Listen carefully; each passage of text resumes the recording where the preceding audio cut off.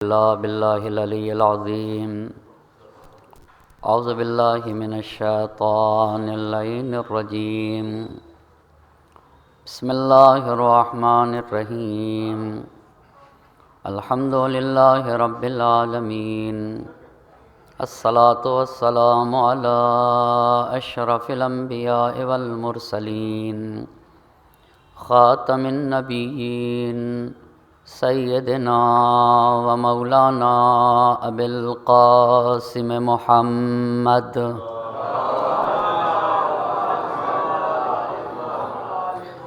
و علی اہل بیتہ الطیبین الطاہرین المعصومین ولعنۃ اللہ علی اعدائہم اجمعین اما بعد فقد قال اللہ سبحانہ تبارک و تعالی فی کتابہ الحکیم وقولہ الحق بسم اللہ الرحمن الرحیم ووصینا الانسان بوالدیہ حملتہ امہ وہنا علی وہن وفصالہ فی عامین ان اشکر لی ولوالدیک الی المصیر۔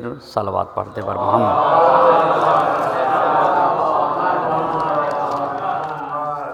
آپ حضرات سے گزارش ہے ایک مرتبہ سورہ حمد اور 3 مرتبہ سورہ قل واللہ احد کی تلاوت فرما کر سید محمد سیدین نقوی ابن سید محمد حسن نقوی، سید محمد حسن نقوی ابن مولوی سید محمد آغا مرحوم، صابرہ بانو بنت سید محمد عباس مرحومہ کی روح پاک کو ایصال فرماتے ہیں۔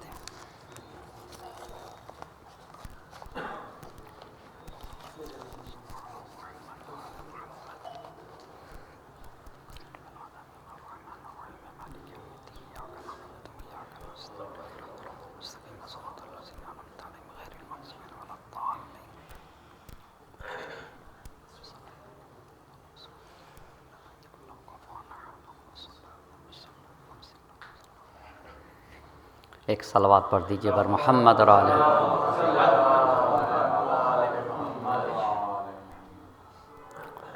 قرآن مجید کی جس آیہ مبارکہ کو سرنامے سخن قرار دیا ہے اس میں خالق اور مالک کا ارشاد ہو رہا ہے۔ وَوَصَّيْنَا الْإِنسَانَ بِوَالِدَيْهِ۔ قرآن مجید گھر گھرانے کی اہمیت کی طرف اشارہ کر رہا ہے۔ سماج اور معاشرے کے چھوٹی سی شکل کو گھر کہا جاتا ہے۔ گھر کسی چہار دیواری کا نام نہیں ہے۔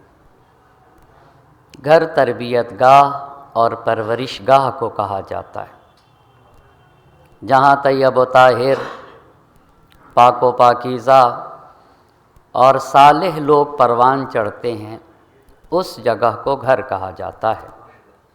اور گھر کی فضا کو جو نورانی بناتے ہیں تاکہ نورانی اور روحانی ماحول میں شخصیتیں پروان چڑھیں، انہی ذات میں سے ایک کو باپ کہتے ہیں اور ایک کو ماں کہتے ہیں۔ ماں ہی باپ مل کے گھر کی فضا کو روحانی بناتے، اور جب فضا روحانی بنتی ہے تو روحانی فضا میں شخصیتیں پروان چڑھتی ہیں۔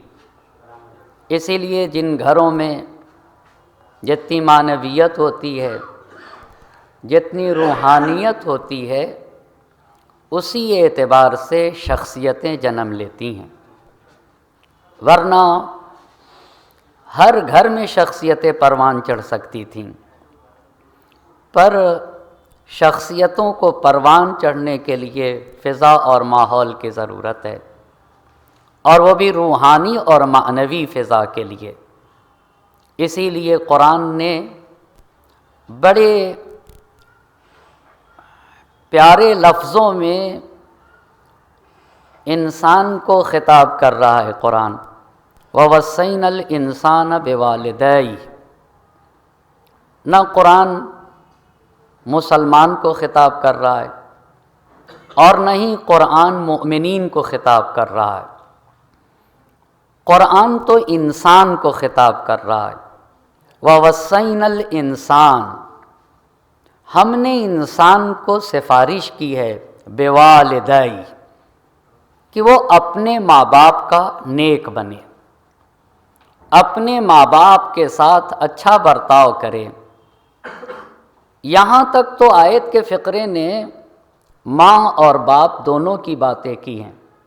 کہا تم اگر انسان ہو تو اپنے انسان ہونے کا ثبوت بھی پیش کرو۔ انسان ہونے کا ثبوت یہ ہے کہ وَوَصَّيْنَا الْإِنسَانَ بِوَالِدَيْهِ، اپنے ماں باپ کے ساتھ اچھا برتاؤ کرو۔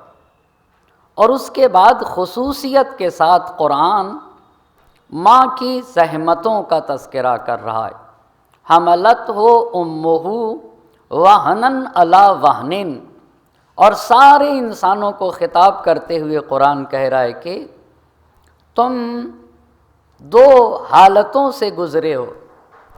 ایک حالت یہ ہے کہ تم اپنی ماں کے شکم میں تھے، اور تمہاری دوسری حالت یہ ہے کہ جب اپنی ماں کے شکم سے باہر آئے تو 2 سال تک تم نے اپنی ماں کا شیر پیا ہے، اور ان دونوں حالتوں میں تمہاری ایک الگ کیفیت ہے، تمہاری ماں کی ایک الگ کیفیت ہے۔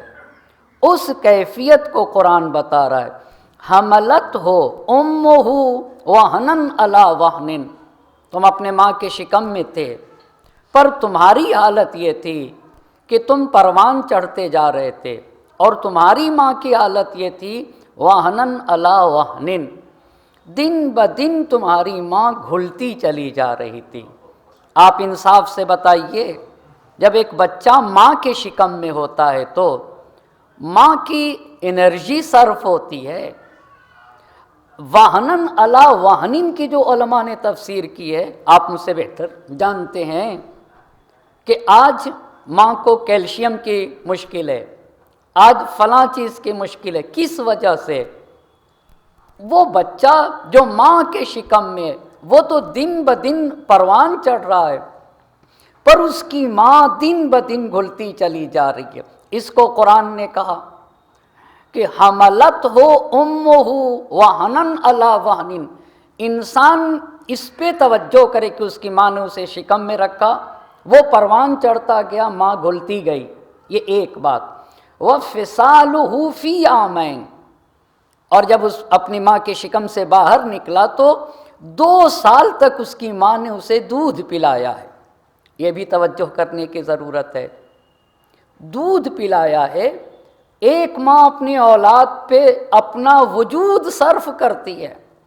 ہم اور آپ باہر سے، باہر کی چیزیں اگر کھلائیں تو لا کے کھلاتے ہیں، سبزی ہوئی، دوسری چیزیں ہوئیں، ہم اپنا وجود نہیں لگاتے اپنے ماں کے لیے۔ پر ماں کو قرآن نے کہا ہے کہ وَفِصَالُهُ فِي عَامَيْنِ، 2 سال تک تمہارے ماں نے تمہیں شیر پلایا، جس کو میرے چوتھے امام نے کہا کہ جب تم شکم میں تھے تو خون جگر کھلایا ہے تمہیں، اور دنیا کا کوئی بھی انسان کسی کو نہیں کھلا سکتا، اور یہ چیز کوئی بھی انسان کسی کو نہیں دے سکتا جو تمہاری ماں نے تمہیں دیا ہے۔ تو ماں کی زحمتوں کو خصوصیت کے ساتھ قرآن بیان کر رہا ہے، اور ماں کی زحمتوں کو بیان کرنے کے بعد قرآن ہم سے 2 مطالبہ کر رہا ہے۔ انشکر لی ولوالدیک، آج کی اپنی گفتگو میں 3 باتوں کو میں بتانا چاہوں گا، اور اسی 3 بات کے اوپر اپنی گفتگو کو تمام کروں گا۔ قرآن کا 3 حکم ہے، اور انہی 3، نہ یہ کہ 3 حکم ہے، قرآن کے 3 حکم کو بیان کرنا چاہوں گا۔ کس کے حوالے سے؟ ماں باپ کے حوالے سے قرآن کے 3 حکم کو بیان کروں گا۔ پہلا حکم یہ ہے کہ اپنے ماں باپ کی قدردانی کرو، یہ پہلا حکم ہے۔ دوسرا حکم یہ ہے کہ اپنے ماں باپ کے ساتھ حسن سلوک کرو، اور تیسرا حکم یہ ہے کہ اپنے ماں باپ پر خرچ کرو۔ یہ 3 حکم آج بتانا چاہوں گا۔ بس پہلا حکم یہ کہ اپنے ماں باپ کی قدردانی کرو، دوسرا حکم یہ کہ اپنے ماں باپ کے ساتھ اچھا برتاؤ کرو، زندہ ہوں تب بھی، مر جائیں تب بھی، اور تیسرا حکم یہ کہ خرچ کرنا ہو تو سب سے پہلے تمہیں کہاں خرچ کرنا ہے؟ اپنے ماں باپ پہ۔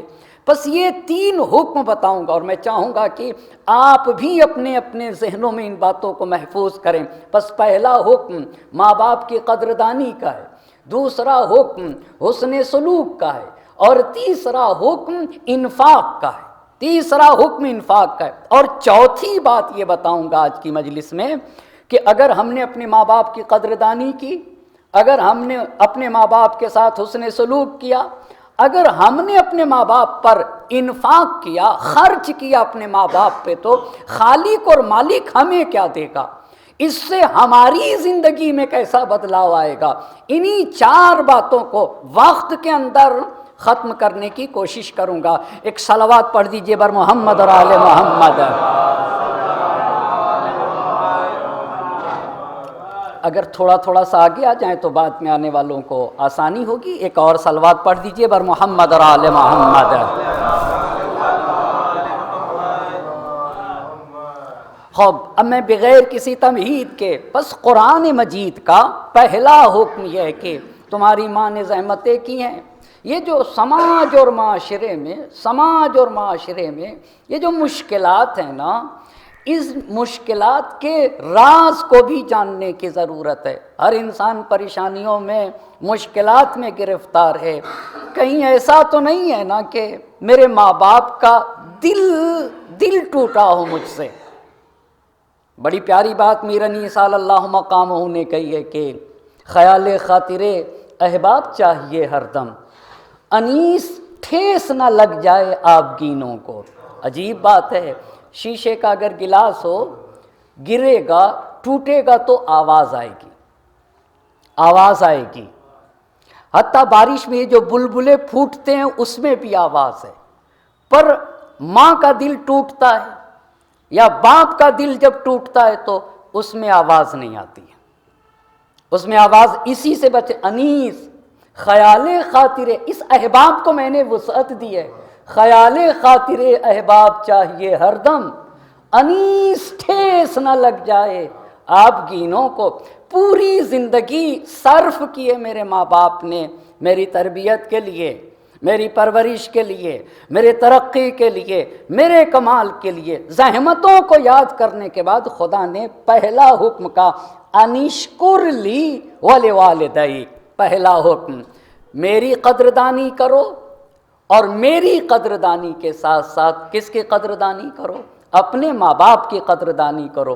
2 سوال، اے اللہ، زحمت ماں اٹھاتی، زحمتیں باپ کرتا ہے، تیری قدردانی کیوں؟ بہت توجہ کریے گا۔ پہلا مطالبہ خدا کہہ رہا ہے کہ انشکر لی، پہلے میرا شکریہ ادا کرو، پھر ماں باپ کا۔ رات بھر ماں جاگتی ہے، بچے کو سلا دیتی ہے، خود بھوکی رہتی ہے، بچے کو کھانا کھلاتی ہے، اس کے پاس پہننے کو لباس نہ ہو، بچے کے لیے لباس فراہم کرتی ہے۔ آج میری باتوں کو تائید کریں گے نا، کچھ برس پہلے جائیے، جب کسی ماں کا بچہ ایک گاؤں سے کسی شہر پڑھنے جاتا ہے تو اس کے پاس اتنا بھی نہیں ہوتا کہ ایک بیگ ہو، اس بیگ میں وہ کپڑے رکھ کے کسی شہر جا سکے۔ تو یہ ماں پڑوسی کے پاس جا کر کیا کہتی ہے کہ اگر تمہارے پاس کوئی پھٹا پرانا بیگ ہو تو وہ دے دو۔ کس کے لیے مانگا اس نے؟ کس کے لیے مانگا اس نے؟ اپنے لیے یا ہمارے لیے؟ تو ساری زحمتیں لوگوں کے دروازوں پہ جا کے کہتی ہے کہ میرے بچے کو یہ ضرورت ہے، تو میری ماں ہمارے لیے مانگتی ہے نا۔ ساری قربانیاں، اتنا قربانی کا جذبہ، پر خدا کہتا ہے کہ پہلے میرا شکریہ ادا کرو۔ اے اللہ کیوں؟ اے اللہ کیوں؟ پتہ ہے کیوں خدا کہتا ہے؟ کہا کبھی تم نے سوچا کہ یہ جو تمہارے ماں باپ کے اندر رحم ہے، یہ رحم کس نے ڈالا؟ بہت توجہ کریے گا، یہ ہمدردی کا جذبہ کس نے دیا ہے تمہارے ماں باپ کے اندر؟ یہ قربانی کا جذبہ کس نے دیا ہے؟ کہا اپنے ماں باپ کی قربانیوں کو دیکھ کر مجھ خالق کو پہچانا کرو۔ اللہ اللہ، اس لیے خدا نے کہا کہ میری قدردانی کرو۔ کہا جو کچھ تمہارے ماں باپ کے اندر قربانی کا جذبہ پایا جاتا ہے وہ کسی اور نے جذبہ نہیں رکھا ہے، وہ تمہارے خالق اور مالک نے جذبہ رکھا ہے۔ اور یہیں سے یہ اندازہ لگتا ہے کہ جب ماں باپ کے اندر اتنی رافت و طوفت پائی جاتی ہے تو خالق کے اندر کتنی رافت و طوفت پائی جائے گی۔ ایک صلوات پڑھ دیجئے بر محمد اور آل محمد۔ بس پہلی بات تو سمجھ میں آ گئی کہ خالق کی کیوں قدردانی کی جائے، اس لیے کہ یہ محبت جو ماں باپ میں رکھی ہے مالک نے رکھی ہے۔ دوسرا حکم انشکر لی ولوالدیک، میرے قدردانی کے بعد اپنے ماں باپ کی قدردانی کرو۔ اے اللہ تیری قدردانی کافی تھی، ماں باپ کی کیوں قدردانی کریں؟ ماں باپ کی قدردانی کیوں کریں؟ کیوں ماں باپ کی قدردانی کریں؟ خدا نے جو کچھ بھی ہمیں دینا چاہتا ہے وہ ڈائریکٹ نہیں دیتا ہے، وہ انڈائریکٹ دیتا ہے۔ یہ خالق اور مالک کا قانون ہے، کسی واسطے کے ذریعے سے دیتا ہے۔ ہمیں ڈائریکٹ پیدا کر سکتا تھا پر اس نے ڈائریکٹ پیدا نہ کیا۔ وجود آپ کو معلوم ہے سب سے بڑی نعمت کیا ہے؟ ہم کو اللہ نے بہت ساری نعمتیں دی ہیں، پر ساری نعمتوں میں عالم نہیں بن سکتا اگر میں نہ ہوتا۔ اگر میرا وجود نہ ہو تو نہ میں ڈاکٹر بن سکوں، نہ میں انجینئر بن سکوں، نہ میں IAS بن سکوں، نہ میں عالم۔ اگر حیات نہ ہو تو ہم اور آپ کچھ بن سکیں گے؟ آپ انصاف سے بتائیے، اگر زندگی نہ ہو تو نہ میں نیکی کر سکتا ہوں، نہ میں ڈاکٹر بن سکتا ہوں، نہ میں انجینئر بن سکتا ہوں، نہ میں IAS، نہ ہی میں کمال کے کسی درجے پر پہنچ سکتا ہوں۔ ان ساری چیزوں کو حاصل کرنے کے لیے حیات درکار ہے یا نہیں ایسا؟ تو زندگی کیسے ملتی ہے؟ یہ وجود کیسے ملتا ہے؟ خدا کا فیض ہم تک کیسے پہنچتا ہے؟ ایک صلوات پڑھ دیں محمد اور آل محمد۔ خدا کا فیض ہم تک کیسے پہنچتا ہے؟ خدا نے کہا کہ تم سوچا کرو، ہم نے اپنا فیض تم تک پہنچانے کے لیے جنہیں ذریعہ بنایا ہے وہ تمہارے ماں باپ ہیں۔ تمہیں حیات جیسی عظیم نعمت دینے کے لیے تمہارے ماں باپ کو ہم نے ذریعہ بنایا ہے۔ تمہیں جو کچھ بھی ملا ہے وہ تمہارے ماں باپ کے ذریعے سے ملا ہے، اس لیے اپنے ماں باپ کی قدردانی کرو۔ اسی لیے ہمارے چوتھے امام نے فرمایا جب اپنے اندر کمال دیکھا کرو تو اپنے والد کو دعائیں دیا کرو، اس لیے کہ اگر تمہارا باپ نہ ہوتا تو تم میں یہ کمال نہ آ پاتے۔ اللہ اللہ، اما جب وجود جیسا عظیم سرمایہ بغیر ماں باپ کے نہیں دیا تو پہلے حیات ہے، حیات پانے کے بعد سارے کمالات آتے ہیں نا۔ کہ تم کو تمہارے لیے تمہارے ماں باپ کو ہم نے واسطہ فیض بنایا ہے، اس لیے میری قدردانی کے ساتھ اپنے ماں باپ کی قدردانی کرو۔ الی المصیر، اور دیکھو اگر قدردانی نہ کی تو ہمارے ہی پاس آنا ہے۔ اللہ اللہ، اگر تم نے اپنے ماں باپ کی قدردانی نہ کی تو کہیں اور نہیں جانا ہے، تمہیں ہمارے ہی پاس آنا ہے۔ یہ پہلا حکم تھا۔ وہ انسان کتنا بد نصیب ہے، میں بہت اس پہ باتیں کہہ سکتا ہوں، بہت باتیں کہہ سکتا ہوں، اور کہنا بھی چاہیے عزیزان محترم۔ سماج کی صورتحال جس طرف جا رہی ہے نا، سماج اور معاشرہ، اس کی طرف بھی آگاہی کی ضرورت ہے، متوجہ رہنے کی ضرورت ہے کہ جس ماں نے ایک انسان کو 9 ماہ اپنے شکم میں رکھا ہو، کتنا بد نصیب انسان ہے وہ اپنی ماں کو اپنے ساتھ نہ رکھ سکے۔ آپ انصاف سے بتائیے، 4 بھائی ہیں، 4 بھائی میں سے ایک ہی بھائی اپنے ساتھ اپنے ماں باپ کو رکھتا ہے، کیوں بھائی صاحب؟ کیوں ایسا ہے؟ ایک ہی بھائی زیادہ تر زیادہ تر کہیں ایسا تو نہیں ہے کہ دوسرے بھائی بوجھ سمجھتے ہیں کہ کچھ ایسا ہی ہے. فکر جب صحیح نہ ہوتی ہے، کیا ماں باپ کو اپنے ساتھ رکھنا بوجھ ہے یا نعمت عظمیٰ ہے؟ آپ ذرا انصاف سے بتائیے نا، بوجھ ہے یا نعمت عظمیٰ ہے؟ سوچ کا فرق ہے. شیخ اعظم انصاری مر جائے وقت جب ان کی والدہ دنیا سے رخصت ہوئی تو زار زار رو رہے تھے بلند آواز سے. کسی نے کہا آپ مر جائے وقت ہیں، آپ کی شان کے خلاف ہے کہ آپ اپنی ماں کے مرنے پر اتنی بلند آواز سے روئیں. تو انہوں نے فرمایا کہ تمہیں پتہ کیا ماں کہتے کسے؟ تمہیں کیا پتہ؟ تمہیں پتہ کیا ماں کسے کہتے؟ جو صرف زندہ رہے اور کچھ بھی نہ کرے تو بلائیں ٹل جاتی ہیں. ایک اور بات کہوں، نبی کی حدیث پڑھنا چاہوں گا، من قبل بین عینی ام، کیسے اپنے ماں باپ کی قدردانی کریں؟ من قبل بین عینی ام کان لہ سترا من النار، اپنی ماں کے پیشانیوں کو چوما کرو، اپنے والدین کے ہاتھ کا بوسہ لیا کرو. یہ عمل کتنا بڑا ہے، کتنا بڑا ہے. کیسے بوسہ نہ سمجھنا، صرف یہ نہ سمجھنا کہ تم نے اپنے ماں باپ کے پیشانی کو چوما ہے، اپنی ماں کی ہتھیلی کو چوما ہے. جو بھی اپنے ماں کی پیشانیوں کو چومے گا، اپنے ماں باپ کے ہاتھ کو بوسہ دے گا، کان لہ سترا من النار، یہی بوسہ اسے جہنم سے بچا لے جائے گا. ایک صلوات پڑھ دے بر محمد اور آل محمد. یہ پہلا حکم یہ ہے کہ اپنی ماں کی قدردانی کرو، اپنے باپ کی قدردانی کرو. ایک مثال دوں تو میں اپنی بات کو سمجھا لے جاؤں گا. آفس میں ہم اور آپ کو ایک مرتبہ اگر کوئی پانی پلا دے، پیاسے ہوں پانی پلا دے، نہ جانے کتنی مرتبہ thank you thank you thank you, شکریہ شکریہ شکریہ، اور بھی دوسرے دن بھی ملے گا تب بھی شکریہ کہیں گے. بھیا پیاس لگی تھی، تم نے ایک گلاس ایک دن پانی پلا دیا. ایک آفس میں ایک انسان پر جس ماں نے پوری زندگی پورا وجود لگاتے ہیں ماں باپ. آپ انصاف سے بتائیے، ہم اور آپ جب پیدا ہوتے ہیں تو ہم نے لباس مانگا تھا اپنے باپ سے؟ ہم نے مانگا نہ تھا، بغیر مانگے پہنایا ہے. ہمیں بھوک لگی، بغیر مانگے میری ماں نے میری ضرورت کو پورا کیا، بغیر مانگے ماں باپ نے ہماری ضرورتوں کو پورا کیا ہے. تم بھی اپنے ماں باپ کی ضرورتوں کو بغیر مانگے پورا کیا کرو، بغیر مانگے پورا کیا کرو. پس پہلا حکم ماں باپ کی قدردانی.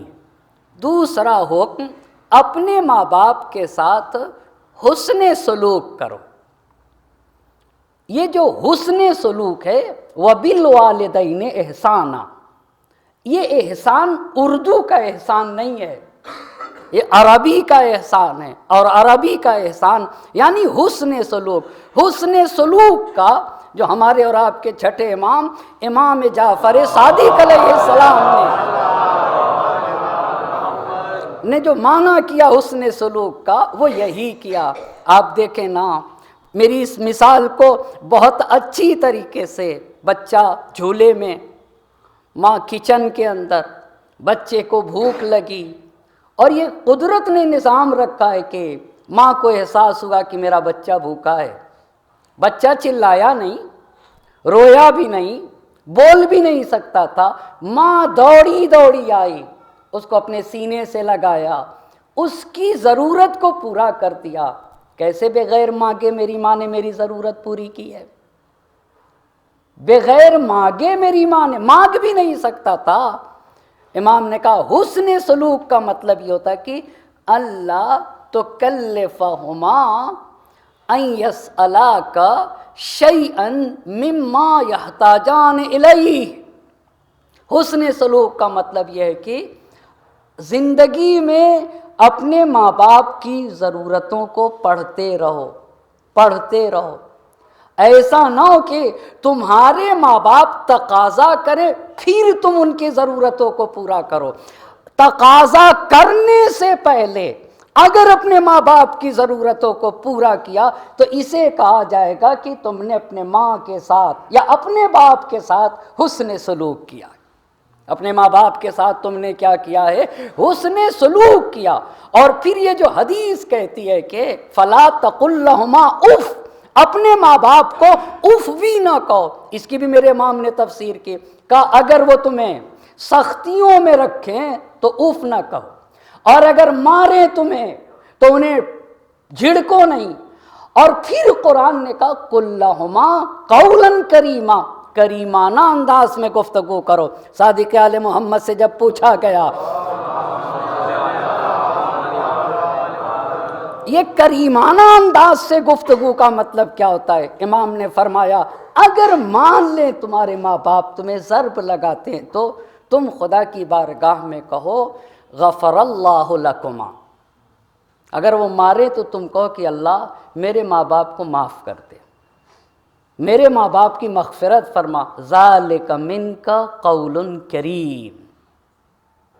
ایک بات کہوں گا، اے کاش یہ جو زندگی میں ناکامیاں ہیں نا، اس کے پیچھے بھی ماں باپ کی ناقدردانی ہے۔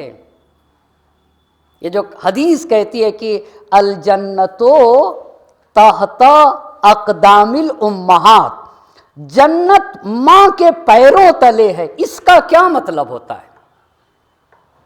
اس حدیث کا کیا مطلب ہے؟ کیا اس حدیث کا مطلب یہ کہ جہاں ماں ہو اس جگہ کو اگر کھودا جائے تو جنت نکلے گی؟ کیا مطلب یہ اس حدیث کا؟ حدیث کا مطلب یہ تو نہیں ہے۔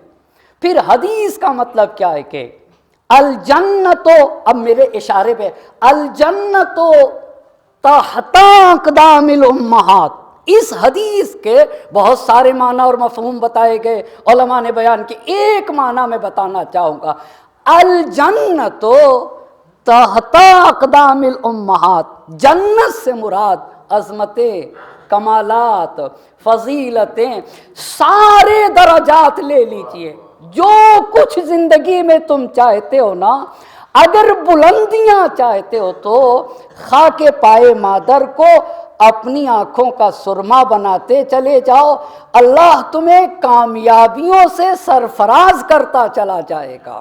عجیب بات ہے، جتنا اپنی ماں کے سامنے جھکتے چلے جاؤ گے اتنا ہی خالق تمہیں بلند کرتا چلا جائے گا۔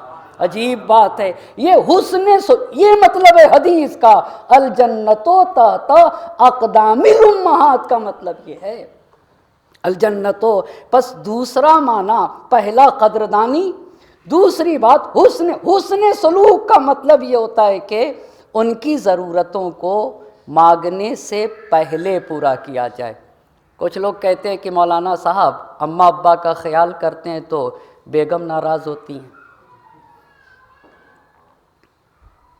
بہت سارے لوگ سماج و معاشرے میں کہتے ہیں، تو سوال یہ ہے کہ بیگم کو بتاتے کیوں ہیں؟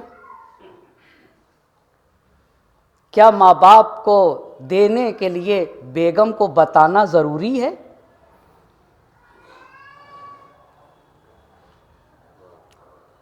میں نہیں کہتا کہ فیملی کو خراب کیا جائے، پر کیا بغیر بیگم کے بتائے ہوئے ماں باپ کی ضرورت کو پورا نہیں کیا جا سکتا ہے؟ بہت سوچنے کا مقام۔ قرآن کہتا ہے وَاخْفِضْ لَهُمَا جَنَاحَ الذُّلِّ مِنَ الرَّحْمَةِ، جناح کہتے ہیں، بہت توجہ کریے گا، اس سے بھی یہاں سے اندازہ ہوگا، جناح پیغمبر کی ایک حدیث پڑھوں، ممکن ہے کہ کسی کی ماں نہ ہو اس میں اور اس کو یہ احساس ہو کاش میری ماں ہوتی تو میں اس کی پیشانی کا بوسہ دیتا، ان کے ہاتھ کو چومتا، تو پیغمبر کی حدیث ہے، کہا جا کے اپنے ماں کی قبر کو چوم لیا کرو، قبر پہ سراہنے کو چومو تو ایسا ہوگا جیسے تم نے اپنی ماں کی پیشانی چوم لی ہے۔ اور قرآن یہ کہتا ہے وَاخْفِضْ لَهُمَا جَنَاحَ الذُّلِّ مِنَ الرَّحْمَةِ، جناح کہتے ہیں بازو کو، پرندوں کے بازو کو، جس کے ذریعے سے وہ اڑتا۔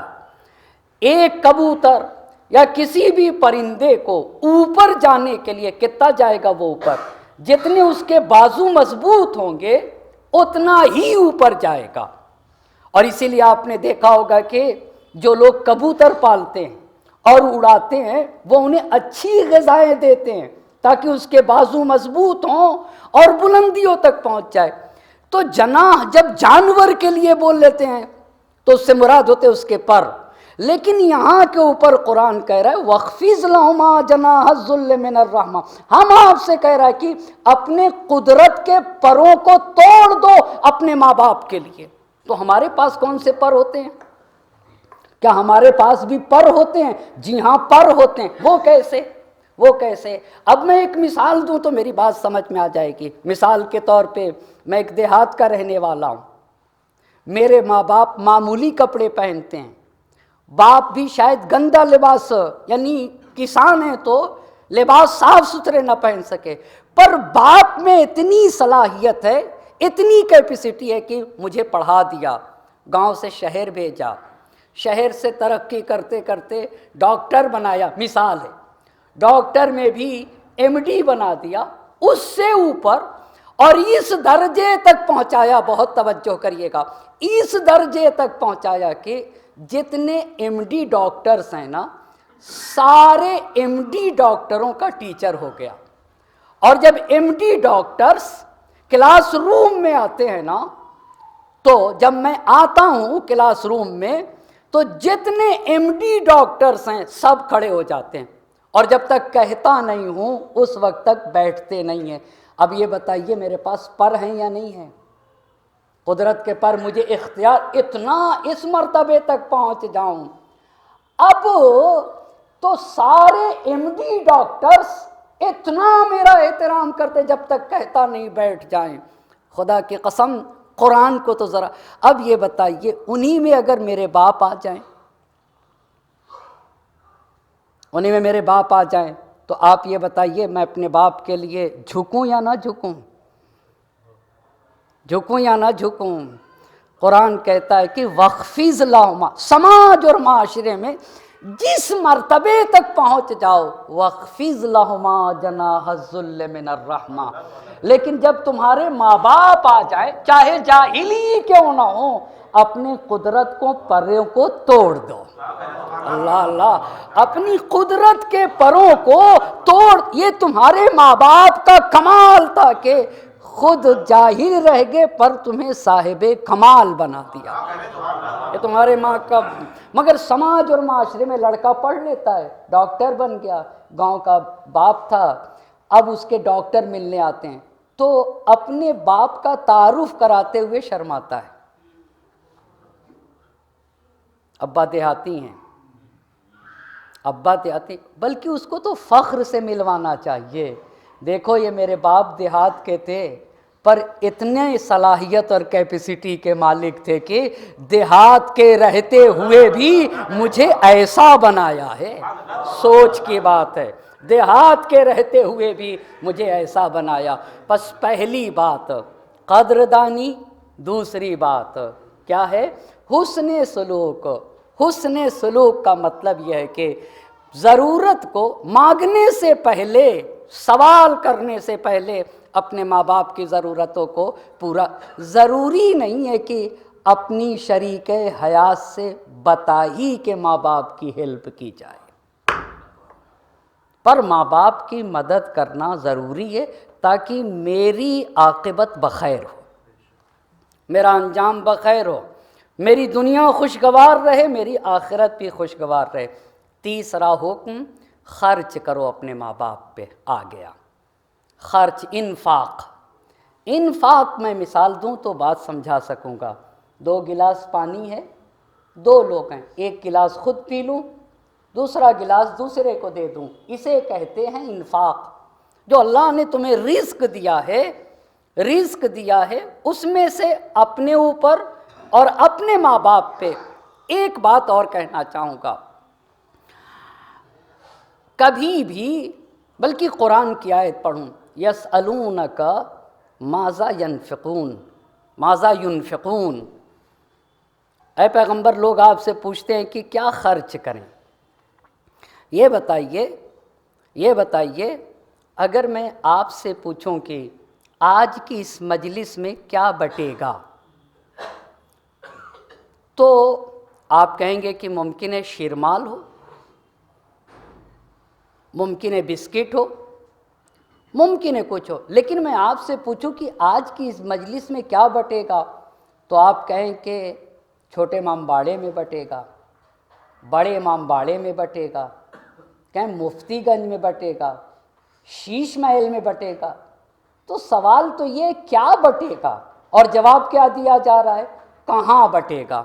بہت توجہ کریے گا بھئی، اگر میں پوچھوں کیا بٹے گا وہ بتانا چاہیے، نہ یہ کہ آپ یہ کہیں گے کہ کہاں کہاں بٹے گا۔ وہ پوچھا ہی نہیں کہاں بٹے گا، نبی سے آ کے پوچھا جا رہا ہے کہ اللہ کے نبی ہم کیا خرچ کریں، تو جواب کیا ہوگا؟ ممکن ہے کوئی کہے پنکھے لگوا دیجئے، ممکن ہے کوئی کہے کہ کسی کے لیے پانی کا انتظام کر دیجئے، سبیل کا انتظام کر دیجئے۔ نبی سے جب آ کے پوچھا گیا کیا خرچ کریں تو قرآن نے اس کا تو جواب نہیں دیا، ہاں جواب یہ دیا کہ دیکھو اہم یہ نہیں ہے کہ کیا خرچ کرو، اہم یہ ہے کہ کہاں خرچ کرو۔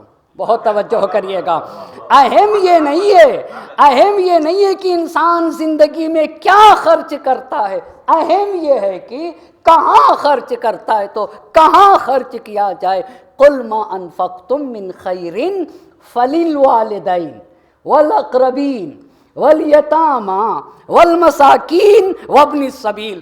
پوچھنے والے نے نبی سے آ کے پوچھا کہ کیا خرچ کریں، جواب کیا دیا نبی نے، یعنی قرآن نے جواب کیا دیا؟ جواب یہ دیا کہ اہم یہ نہیں ہے کہ کیا خرچ کیا جائے، اہم یہ ہے کہ کہاں خرچ کیا جائے۔ قرآن بتا کہاں خرچ کیا جائے۔ قرآن نے کہا قُلْ مَا أَنفَقْتُم مِّنْ خَيْرٍ، بہت کم جگہ قرآن نے پیسے کو خیر کہا ہے، پیسے کو قرآن نے خیر سے تعبیر نہیں کیا، لیکن جو پیسہ ماں باپ پہ لگے، جو پیسہ قریبی رشتہ داروں پہ لگے، جو پیسہ فقیروں پہ لگ جائے، جو پیسہ مسکینوں کے کام آئے، اس کو قرآن خیر سے تعبیر کرتا ہے۔ قُلْ مَا أَنفَقْتُم مِّنْ خَيْرٍ، جو بھی تم پیسہ خرچ کرنا چاہتے ہو، فَلِلْوَالِدَيْنِ، سب سے پہلی جگہ اپنے ماں باپ پہ خرچ کرو۔ اللہ اللہ، اپنے ماں باپ پہ خرچ کرو۔ آپ نے دیکھا فَلِلْوَالِدَيْنِ وَالْأَقْرَبِينَ وَالْيَتَامَىٰ وَالْمَسَاكِينَ، بس پہلی جگہ جہاں خرچ کرنے کو بتایا گیا وہ ماں باپ ہیں، اس کے بعد قریبی رشتہ دار ہیں، اس کے بعد یتیم ہیں، اس کے بعد مسکین غریب اور فقراء ہیں، اور اس کے بعد ضرورت مند لوگ ہیں جو اپنے اپنے شہروں میں تو مالدار ہیں لیکن سفر میں مشکل میں آ گئے، ان کو کہتے ابن سبیل۔ اتنے مورد ہوئے جب، تو ماں باپ پہ جب خرچ کرنے کی بات آئی تو صرف مالی ہی خرچ نہیں، انفاق کی دو تین مثالیں دوں۔ ایک صلوات پڑھ دیجئے محمد اور آل محمد پر، ایک اور صلوات پڑھ دیں محمد اور آل محمد پر۔ بس پہلی بات ماں باپ کی قدردانی، یہ پہلا حکم۔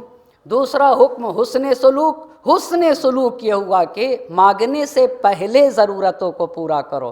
سیف سجادیہ کی 24ویں دعا میں چوتھے امام نے فرمایا اے اللہ میرے دل میں وہ باتیں اتارتے جن جن چیزوں کی میرے ماں باپ کو ضرورت ہوتی ہے، اللہ اللہ، تاکہ میرے ماں باپ کو کہنا نہ پڑے مجھ سے، وہ باتیں میرے دل میں اتار دے۔ تیسرا حکم انفاق ہے۔ انفاق میں اپنے ماں باپ پہ جب خرچ کرنے کی بات آئے تو ماں باپ کے نماز روزے چھوٹے ہوتے ہیں، اور خصوصیت کے ساتھ جو ماں کی نمازیں چھوٹی ہیں، ہم نے اپنے ماں کے لباس گندے کیے ہیں، ہم نے ٹھنڈک میں اپنے ماں کے لباس کو گیلا کیا ہے، کتنی نمازیں میری ماں کی میری وجہ سے چھوٹی ہیں، مگر ایسا نہیں، ایسا ہی ہے۔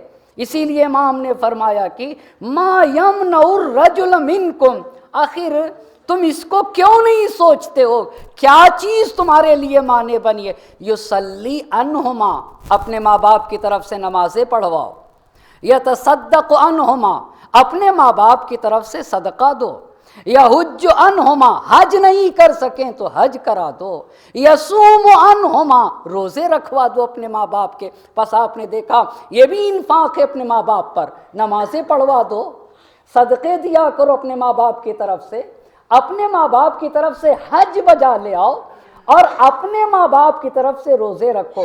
فَيَكُونَ الَّذِي صَنَعَ لَهُمَا، اگر تم نے ایسا کیا تو اس کا اجر تمہارے ماں باپ کو ملے گا، اچھا تو کرنے والے کو۔ پھر حدیث نے کہا فَيَزِيدُهُ اللَّهُ بِبِرِّهِ وَصِلَتِهِ خَيْرًا كَثِيرًا، تمہیں کیا ملے گا؟ تمہیں کیا ملے گا؟ چونکہ تم نے کرایا ہے تو خدا تمہیں، چونکہ تم نے اپنے ماں کے ساتھ نیکی کی ہے، اپنے باپ کے ساتھ حسن سلوک کیا ہے، تو اللہ تمہیں خیر کثیر دے گا۔ خیر کثیر خدا کا کتنا ہے؟ کوئی بتا سکتا ہے؟ ایک بات بتاؤں تو اندازہ ہوگا، قرآن پوری دنیا کو، دنیا کیا ہے؟ یہ آسمان، یہ زمین، یہ سمندر، یہی تو دنیا ہے نا، اس کو قرآن کہتا ہے متاع الدنیا قلیل۔ اس کو دنیا کو، پوری دنیا کو قرآن قلیل کہتا ہے، لیکن اگر ایک انسان اپنے ماں باپ کے ساتھ نیکی کر دے تو قرآن کہتا ہے تمہیں خیر کثیر دیں گے۔ پس انفاق کا مطلب ایک یہ ہوا کہ نماز، روزے، حج اور صدقہ دیا جائے۔ دوسرا، صاحب مفاتیح الجنان نے، شیخ عباس قمی رحمۃ اللہ علیہ نے مفاتیح الجنان میں نماز مغفرت والدین لکھی ہے، یہ بھی انفاق ہے ماں باپ پر۔ نماز مغفرت والدین کیا ہے؟ اب یہ ساری توفیقاتیں چھن گئی نا، آنکھ کیا نہیں جاتا ہے، آنکھ ہو جاتا ہے انسان۔ ایسا نہیں ہے کہ انسان کو اس کے ماں باپ آنکھ کر دیں تب آنکھ ہوگا، تب آنکھ ہوگا۔ ایک صلوات پڑھ دے محمد اور آل محمد پر۔ آپ مجلسیں بہت سنتے ہیں، کبھی کبھی اس طرح کی خشک مجلسیں بھی سن لینا چاہیے۔ ایک اور صلوات پڑھ دے بار محمد اور آل محمد۔ میں ایک بات پوچھوں، کامیاب مجلس کس مجلس کو کہا جاتا ہے؟ کس مجلس کو کامیاب مجلس کہتے ہیں؟ اور ایک بات اور کہوں گا، قرآن نے کہا ہے کہ حضرت نوح علیہ السلام 950 سال تبلیغ کی تھی، کتنے لوگ ساتھ آئے تھے؟ 80 لوگ۔ کتنے لوگ؟ ایک نبی خدا نے 950 برس تبلیغ کی ہے، عمر کی بات نہیں ہے، دین بتایا ہے 950 برس، 80 لوگ۔ اور مجھ جیسا مولوی جب کسی جگہ جاتا ہے 1 مہینے رہتا ہے، پورا گاؤں مرید ہو جاتا ہے، پورا کا پورا گاؤں مرید ہوتا ہے۔ اور ایک نبی خدا نے 950 سال تبلیغ کی، کتنے لوگ ساتھ آئے؟ 80۔ کیوں ایسا ہے؟ ایسا کیوں ہے؟ کیا الیاذ باللہ مجھ جیسا مولوی نبی خدا سے بہتر تبلیغ کرتا ہے؟ کیوں بھائی صاحب؟ اس لیے کہ نبی سچ کو سچ، جھوٹ کو جھوٹ، صحیح کو صحیح، غلط کو غلط۔ نبی چاپلوسی نہیں کرتا، نبی چاپلوسی، مجھ جیسا مولوی صرف غریبوں کو ٹوکتا ہے، امیروں کو نہیں، صرف غریبوں کو۔ وہ چہرے دیکھتا ہے پر نبی چہرے نہیں دیکھتا۔ نبی تو پیغمبر ہوتا ہے، وہ خدا کا پیغام پہنچاتا ہے، وہ سچا دین پہنچاتا ہے۔ آنا ہو تو آؤ، اور نہ آنا ہو تو آؤ گے تو تمہارا فائدہ ہے، نہ آؤ گے تو تمہارا ہی نقصان ہے۔ دیدار بن کے نہ کوئی خالق کو فائدہ پہنچاتا ہے، اور نہ ہی بے دین بن کے خالق کو کوئی نقصان نہیں پہنچاتا ہے۔ فائدہ بھی اپنا ہے، نقصان بھی اپنا ہے۔ اب بتائیے اچھی مجلس کس کو کہتے ہیں؟ کامیاب مجلس کس کو کہتے ہیں؟ میں بتاتا ہوں کامیاب مجلس کس کو کہتے ہیں۔ کامیاب مجلس اس مجلس کو کہا جاتا ہے کہ انسان جب فرش عزا سے اٹھے تو اپنے گھر خالی ہاتھ نہ جائے۔ اپنے گھر، ہم بعض مجلسیں سنتے ہیں، فرش عزا سے اٹھ کے جب گھر پہ جاتے تو باتیں یہیں چھوڑ دیتے، خالی ہاتھ چلے جاتے، خالی ہاتھ چلے جاتے۔ پر اگر فرش عزا کی بات گھر تک پہنچ گئی، فیملی کے ساتھ شیئر ہونے لگے نا، جب بھی فرش ازا کی بات گھر تک پہنچ جائے تو سمجھ لینا چاہیے مجلس کامیاب ہے۔ ایک صلوات پڑھیں بر محمد اور آل محمد۔ بس انفاق میں ایک مسئلہ نماز روزہ حج کا ہے، دوسرا مسئلہ نماز مغفرت والدین۔ آپ نے شیخ عباس قمی رحمۃ اللہ علیہ نے شب جمعہ کے حوالے سے لکھا ہے کہ اپنے ماں باپ کے لیے 2 رکعت نماز مغفرت پڑھ، مغفرت والدین، جس میں الحمد کے بعد 10 مرتبہ ہے ربنا اغفر لی ولوالدی وللمؤمنین یوم یقوم الحساب، یہ پہلی رکعت میں، اور دوسری رکعت میں الحمد کے بعد ہے رب اغفر لی ولوالدی ولمن دخل بیتی مؤمنا وللمؤمنات، اور سلام تشہد و سلام پڑھنے کے بعد 10 مرتبہ کہے رب ارحمہما کما ربیانی صغیرہ، قل رب ارحمہما کما ربیانی صغیرہ۔ اور اگر اپنے چچا وغیرہ کو بھی شریک کرنا چاہیں تو نیت ہوگی نماز مغفرت پڑھتا ہوں، والدین ہٹا دیں گے۔ بہت سارے لوگوں کو اگر شامل کرنا چاہتے ہیں، اپنے دادا پردادا، نانا نانی، چچا اور اپنے والدین کو بھی، تو نیت ایسے کرے کہ نماز مغفرت پڑھتا ہوں، تاکہ سارے کے سارے لوگوں کو شامل کیا جا سکے۔ اور صرف اگر اپنے والدین کو شامل کرنا چاہتا ہے تو نماز مغفرت والدین۔ بس یہ بھی انفاق میں، ایک چیز انفاق میں ہوئی کہ نماز روزے حج، دوسری انفاق کرو اپنے ماں باپ پہ، نماز مغفرت پڑھو۔ تیسری بات روایت کے الفاظ ہیں کہ یہ جو شب جمعہ ہے نا، شب جمعہ مومنین کی ارواح ان کے گھروں پہ آتی ہیں اور بڑی حسرت و اندوہ کے ساتھ کہتے ہیں کہ کچھ ہمارے لیے کرو، کچھ ہمارے لیے دو، صدقے کے طور پہ دو۔ اور عجیب بات ہے، اور پھر وہ اپنے گھر والے سے روحیں کہتی ہیں کہ جو کچھ تمہارے پاس ہے وہ سب ہمارا تھا۔ بہت توجہ کریے گا بھائی، ماں باپ سے ہی تو میراث میں ملتا ہے۔ روحیں کہتی ہیں جو کچھ تمہارے پاس ہے وہ سب کچھ ہمارا تھا، پر ہم نے اپنی زندگی کی قدردانی نہ کی۔ ہم اپنے ہاتھ سے کر سکتے تھے، ہم دے سکتے تھے، بھائی صاحب میرا ہے مجھے زندگی میں دینا چاہیے، ہم دے سکتے تھے۔ معلوم نہیں ہے اولاد دیں گے نہیں دیں گے، کریں گے نہیں کریں گے، ہمیں تو کر کے جانا چاہیے۔ کام مشکل یہ تھی کہ جو کچھ تمہارے پاس ہے سب کا سب کس کا تھا؟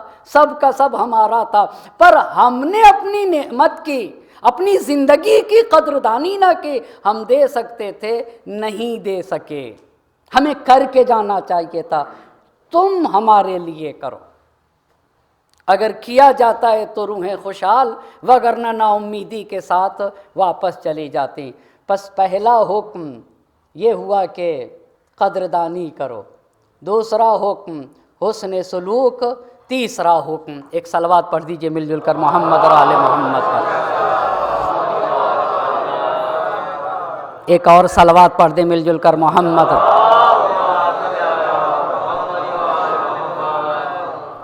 ایک اور صلوات پڑھ دیجئے گا۔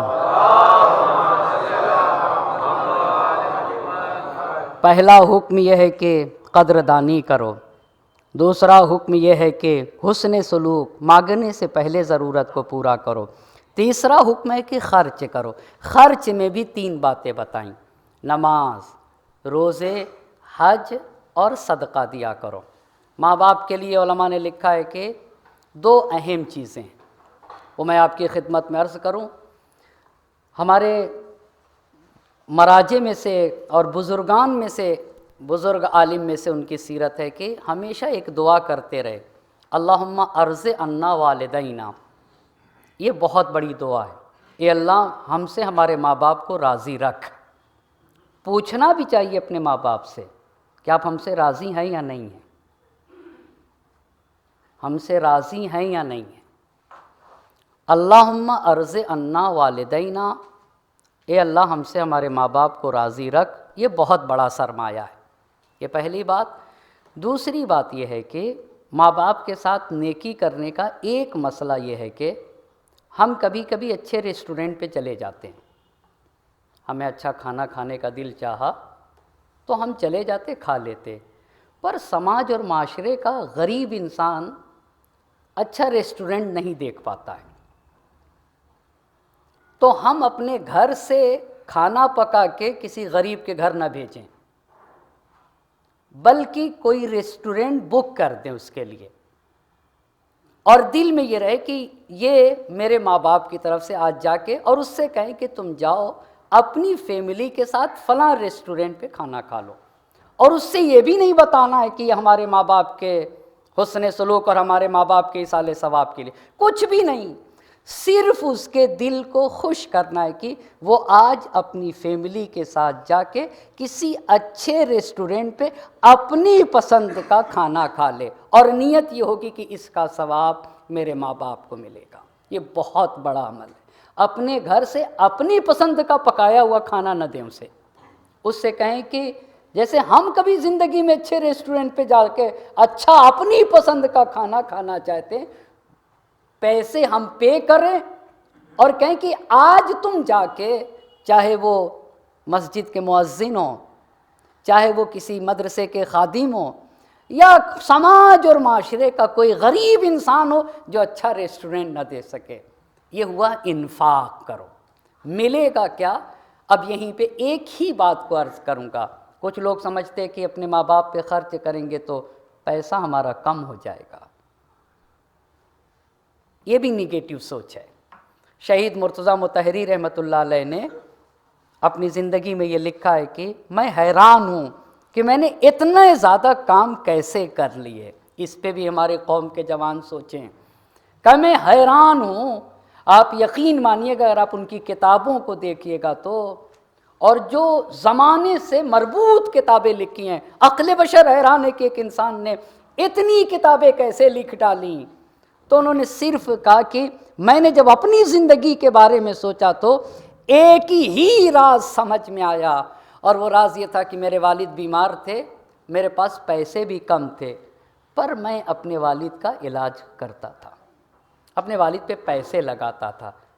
کہا صرف اور صرف میرے باپ کی دعا کا اثر ہے، صرف اور صرف میرے باپ کی دعا کا اثر ہے۔ تو اگر ہم اپنے ماں باپ کی قدردانی کرتے ہیں، اپنے ماں باپ کے ساتھ حسن سلوک کرتے ہیں، ہمیں معافی مانگنا چاہیے اگر اپنے ماں باپ کی گستاخی کی ہے، اور اگر ہم اپنے ماں باپ پر خرچ کرتے ہیں تو ہمیں ملے گا کیا؟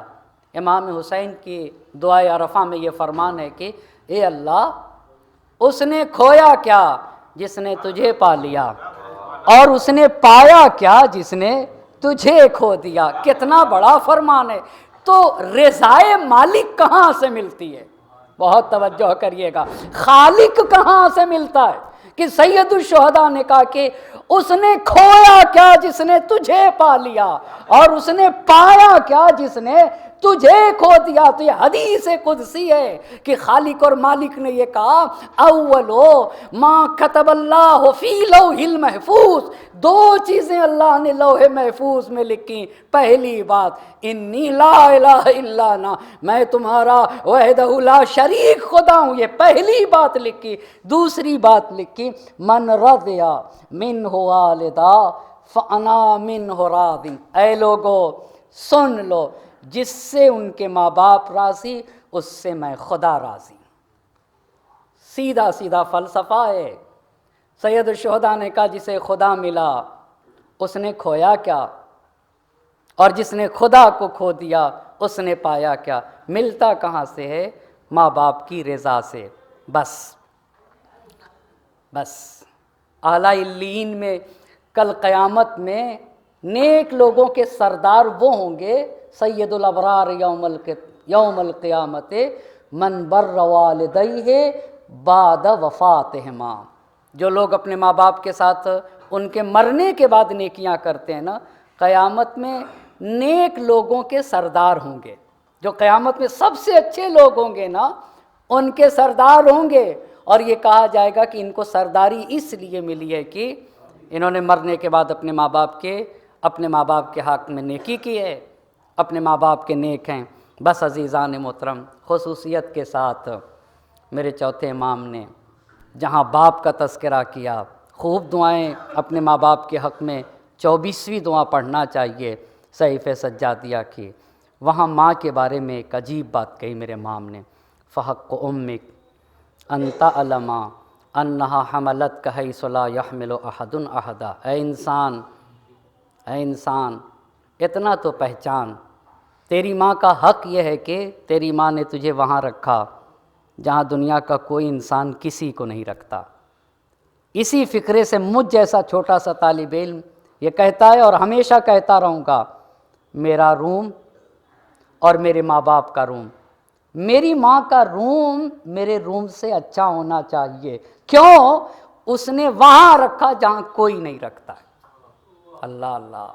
وَأَطْعَمَتْكَ مِنْ ثَمَرَةِ قَلْبِهَا، تمہاری ماں نے خون جگر کھلایا ہے، وہ کھلایا جو کوئی نہیں کھلاتا، اور اپنے پورے وجود سے تمہاری ماں نے تمہاری حفاظت کی ہے. پھر امام نے کہا کہ تمہاری ماں بھوکی رہی، تم کو کھانا کھلایا. فَرَضِيَةً تَشْبَعَ وَتَجُوَّهِيَ وَتَكْسُوكَ وَتَأْرَى، تمہیں لباس پہنا دیے. تمہارے ماں کے پاس لباس پہننے کو تمہارے پاس پہننے کو لباس نہ تھے. تو ذِلُّكَ وَتَضْحَىٰ، خود دھوپ میں رہی، تمہیں سائے میں رکھا. رات بھر جاگ کے تمہاری ماں نے تمہارے لیے خوابہ شیریں کے لمحات فراہم کیے. کان بطنہا لک وعاء، تمہاری ماں کا شکم تمہاری خلقت کا ظرف بنا رہا. وکان ہجرہا لک ہواء، تمہاری ماں کی آغوش تمہارے لیے گہوارہ بنی رہی. وکان ثدیہا لک سقاء، تمہاری ماں کا سینہ تمہارے سیراب ہونے کا چشمہ بنا رہا. فتشکرہا علی قدر ذالک، اے انسان اپنی ماں کا شکریہ ادا کرو. ولا تقدر علی ذالک الا بعون اللہ، اور اس کے لیے اپنے خالق اور مالک سے کی بارگاہ میں توفیق کی دعا کیا کرو. بس عزیزان محترم، 24ویں دعا میں امام سجاد علیہ السلام نے اپنی مادر گرامی جناب شہر بانو اور اپنے والد ماجد سید الشہداء کے کارنامے کو بیان کیا ہے، اور اس میں یہ بتایا میرے چوتھے امام نے کہ اللہ، جب میں دنیا سے جاؤں اور تو اپنے دار کرامت میں جہاں میرے ماں باپ کو تو نے رکھا ہے، جو تیری مغفرت کا گھر ہے، جو تیری کرامت کا گھر ہے، میں چاہتا ہوں کہ مجھے بھی وہیں میرے ماں باپ کے ساتھ رکھ دے. مگر عزیزان محترم، قیامت کا سماں تھا. ہمارے چوتھے امام صرف 22 برس امام حسین کے ساتھ تھے اور بس. پر اس 22 برس میں کبھی ایسا نہ ہوا تھا کہ میرے چوتھے امام نے یہ دیکھا ہو کہ بابا کا جسم تو ہے پر جسم پہ لباس نہیں. ایسا بھی نہیں تھا کہ سید سجاد نے دیکھا ہو کہ بابا کا جسم تو ہے پر سر تن اقدس سے جدا ہے. مگر خدا کی قسم، محرم کی 11 تاریخ قیامت کا سماں تھا، جب لٹا ہوا قافلہ مقتل سے گزر رہا تھا اور سید سجاد کے ہاتھوں میں ہتھکڑیاں تھیں اور پیر کو شکم سے باندھا گیا تھا، اونٹ کے شکم سے، اور اسیران اہل حرم نے اپنے کو اونٹ کے پشت سے گرا لیا تھا، اور زینب اپنے ماں جائے کے لاشے کے قریب ماں جائے کے لاشے کو ہاتھوں میں لے کے بیان کر رہی تھی، انت اخی انت اخی، ارے بھیا کیا تو ہی میرا بھیا ہے؟ اتنا بتا دو کیا تو ہی میری ماں کا بیٹا ہے؟ اجرکم اللہ. اتنے میں زینب نے کیا دیکھا؟ سید سجاد کی حالت غیر ہو رہی، لاش برادر کو چھوڑ دیا، دوڑی سید سجاد کے پاس آئی، بیٹا سید سجاد تمہاری حالت غیر ہو رہی ہے.